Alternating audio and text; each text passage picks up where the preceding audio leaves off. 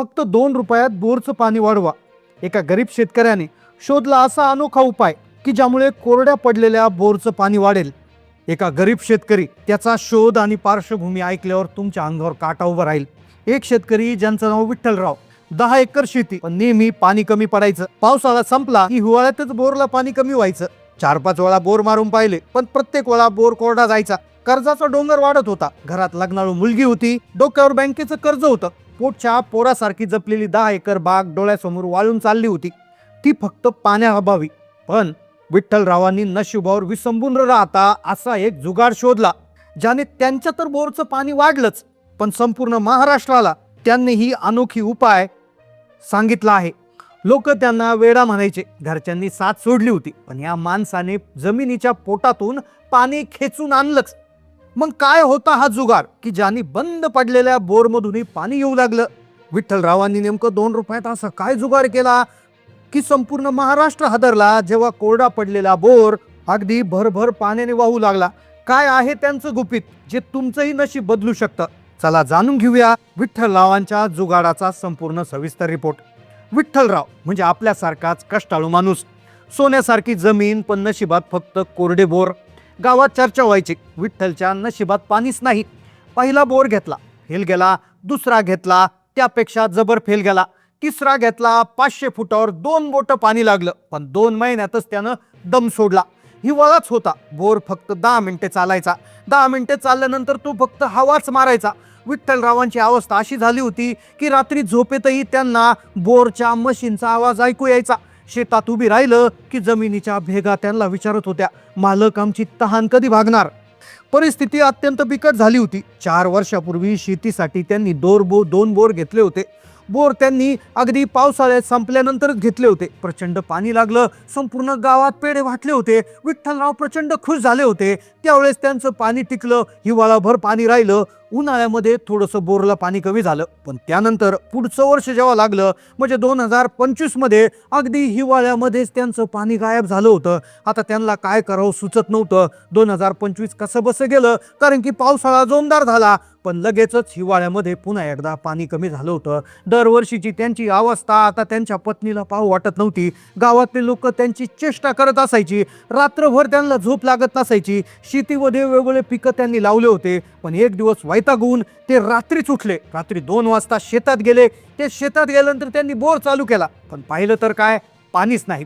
रागाच्या भरात त्यांनी बोरच्या पाईपवर दगड मारला आणि तिथेच बसून ते चिंता करत बसले. डोळ्यातून अक्षरशः पाणी आलं. त्याच रात्री त्यांना एक अजब अनुभव आला. त्यांना जमिनीच्या आतून एक गूढ आवाज आला, जणू काही जमीन त्यांना काहीतरी सांगू पाहतेत.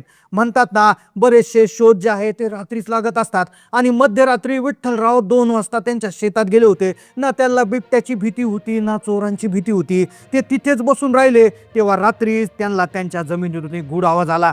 दुसऱ्या दिवशी त्यांनी एक वेडं धाडस केलं. कोणालाही न सांगता घरातील बायकोचे दागिने गहाण ठेवले. रात्री 2 वाजता त्यांना जो चमत्कार जाणवला होता, जी गोष्ट त्यांना जाणवली होती, तोच निर्णय त्यांनी दुसऱ्या दिवशी घेतला. दुसऱ्या दिवशी सकाळी ते उठले. एक वेडं धाडस ते करणार होते. त्यांच्या डोक्यात आता भयंकर रिस्क घेण्याचं त्यांनी ठरवलं होतं. कोणालाही न सांगितलं. घरातले बायकोचे दागिने घेतले, डायरेक्ट बँकेमध्ये जाऊन गहाण ठेवले आणि गेल्यानंतर आता बायकोलाही वाटलं होतं हे काय करणार आहेत. आतापर्यंत तर शेतीत तर सगळी वाताहत झाली. बोरला मारायला पैसे सगळे निघून गेले होते. आता खर्चायलाही पैसे नव्हते. राहिले होते बायकोच्या गळ्यातले दागिने. तेही दागिने गहाण ठेवले गेले.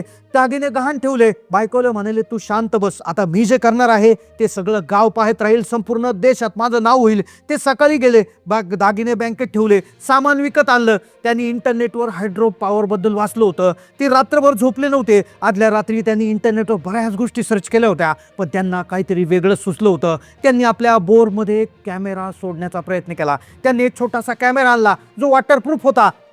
आता शेतकरी कशाला कॅमेरा घेतोय हा महत्वाचा प्रश्न होता. तो कॅमेऱ्याचं ते काय करणार होते? बायकोचे दागिने गहाण ठेवून ते नेमकं कोणता असा इंटरनॅशनल प्रयोग करणार होते? संपूर्ण गावाला आता हा प्रश्न पडला होता. त्यांनी एक कॅमेरा आणला, त्याला एक नायलॉनची दोरी बांधली. दोरी प्रचंड लांब होती आणि त्यांनी तो कॅमेरा डायरेक्ट त्याच्यामध्ये सोडला. पण अर्ध्या वाटेतच कॅमेरा अडकला. बोरमध्ये पडून तो कॅमेऱ्याचं नुकसान झालं. पहिला प्रयोग फसला असं सगळ्यांना वाटलं होतं. गावकऱ्यांनी हसायला सुरुवात केली. बघा आता हा जमिनीत कॅमेरे सोडून मासे पकडणार वाटतं. विठ्ठलरावांचा हा प्रयोग पार फसला. पैसाही गेला आणि इज्जतही गेली. विठ्ठलराव आता एकटे पडले होते. पण त्याच निराशेच्या गर्तेत त्यांना एक विचार सुचला, जर आपण पाणी काढतोय तर जमिनीला पाणी का परत देत नाही. त्यांना ही जुनी पद्धत वाचली. त्यात त्यांनी स्वतःचे काही बदल केले. त्यांनी शेतातल्या सर्वात उंच भागापासून ते बोरपर्यंत एक गुप्त चॅनल खोदायला सुरुवात केली. लोक म्हणायचे पाणी खालून वर येतं, हा वरून खाली घालतोय. त्यांना काही खास प्रकारचे दगड, कोळसा आणि वाळू जळवली. त्यांनी बोरच्या वरच्या बाजूला एक रिव्हर्स एअर ट्रॅप बसवला. हा विठ्ठलरावांचं सगळ्यात मोठं हे धाडस होतं. जर हे चुकलं असतं तर बोरही कायमचा बुजला असता. दिवस रात्र एक करून त्यांनी एक यंत्रणा उभी केली, जी दिसायला साधी पण त्यामागे विज्ञानाचा एक जबरदस्त जुगाड होता. त्यांनी बोरच्या मुख्य पाईपला जमिनीखाली ठराविक ठिकाणी लेझर कटिंग सारखी छिद्र पाडली आणि त्यात एक अत्यंत जोखमीची गोष्ट होती. आता वेळ आली होती निकालाची. उन्हाळा कडक होता. आजूबाजूचे सगळे बोर बंद झाले होते. आता खरं तर ही सुरुवात विठ्ठलरावांनी आधीच्या पावसाळ्यातच केली होती. 2 वर्षापासून हिवाळ्यामध्येच त्यांच्या बोरला पाणी कमी व्हायचं. उन्हाळा तर लांबच राहायचा आणि त्यांनी उन्हाळ्यामध्येच हा प्रयोग करून ठेवला होता. हा प्रयोग इतका जबरदस्त होता की गावातल्या काय, तालुक्यातल्या, जिल्ह्यातल्या लोकांनी पाहिला नव्हता. त्याचं खरं रिझल्ट येणार होता पावसाळ्यामध्ये. पावसाळ्यासाठी त्यांनी अशी तयारी केली होती की ज्यामुळे संपूर्ण हिवाळा आणि उन्हाळा पुढचा जो होता त्याच्यामध्ये पाणी राहणार होतं. त्यावेळेचा उन्हाळा कडक गेला. आजूबाजूचे बोर बंद झाले होते. विठ्ठलरावांनी बटन दाबलं आणि आश्चर्य काय, जो बोर 10 मिनिटं चालवायचा आता तो पूर्ण 3 इंच पाणी त्या ठिकाणी जोराने फेकत होता. अख्खा गाव जमा झाला. विठ्ठलरावांनी नेमकं काय केलं होतं? आता सगळ्यांना हे मोठं गुपित उघडकीस येणार होतं. त्यांनी नेमकं काय केलं होतं? तर त्यांनी 3 उपाय केले होते. पहिला उपाय द मल्टीलेअर व्हर्टिकल रिचार्ज. आता इंग्लिशमध्ये वाटत असलं ते मराठीत सांगायला त्यांनी सुरुवात केली. बोरच्या तोंडापाशी 5 फूट खोल आणि 5 फूट रुंद असा चौकोनी खड्डा त्यांनी घेतला. त्यात खालून वरती मोठे दगड, बारीक खडी, कोळसा, वाळूचे थर रचले. म्हणजे बोर शेजारी खड्डा खोलला, 5 फूट खोल 5 फूट रुंद असा खड्डा खोलला. त्या खड्ड्यामध्ये लेयर्स लावले, थर लावले, ज्यामध्ये खाली मोठे दगड, बारीक खडी, कोळसा, वाळू याचे थर रचले. त्यामध्ये एक PVC पाईपची जाळी बसवली. ती गाळ साचू देत नव्हती. यामुळे आता जे काय पावसाचं पाणी जमा होणार होतं ते या खड्ड्यात येणार होतं आणि या खड्ड्यातून झिरपून ते बोरमध्ये जमा होणार होतं. विठ्ठलरावांनी शोधून काढलं की दुसरा उपाय त्यांचा असा होता की बोरमध्ये हवा अडकल्यामुळे पाणी वर येत नाही. त्यामुळे त्यांनी बोरच्या केसिंग पाईपला एक छोटा 2 इंची व्हेंट पाईप बसवला, ज्यामुळे बोर खालचं प्रेशर रिलीज झालं आणि पाण्याचा स्रोत मोकळा झाला.